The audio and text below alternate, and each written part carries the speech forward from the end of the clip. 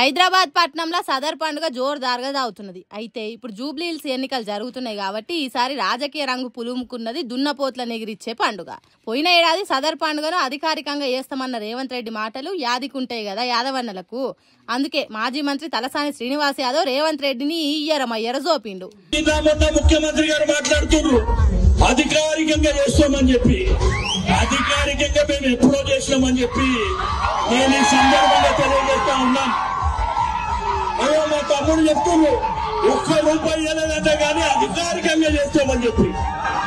ఈ రోజు హైదరాబాద్ లో యాదవులందరూ ఈ సదర్ సమ్మేళన కార్యక్రమాన్ని వాళ్ళందరూ వ్యక్తిగతంగానే చేస్తున్నారు, వాళ్ళందరూ సొంత డబ్బులతోనే చేస్తున్నారు.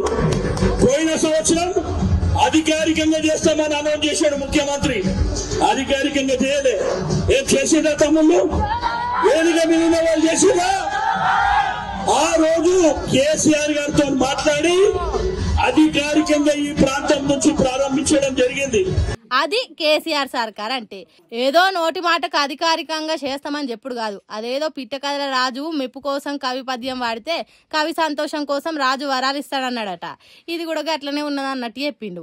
అదే సదర్ ఉత్సవానికి వచ్చిన హరీష్ రావు మాట్లాడుకుంటా, ఈరోజు కేసీఆర్ గారికి యాదవులంటే ఎంత ప్రేమో ఎంత గౌరవమో మీ అందరికీ తెలియదు కాదు. కేసీఆర్ గారి ప్రభుత్వంలో మంత్రులుగా ఉన్నారు, 4 ఎమ్మెల్యేలు ఉన్నారు, రాజ్యసభ సభ్యులు ఉన్నారు, శాసన మండలిలో ఉన్నారు, కార్పొరేషన్ చైర్మన్లు ఉన్నారు. ఇవాళ ఏంటో పరిస్థితి నాకంటే ఎక్కువ మీకే తెలుసు.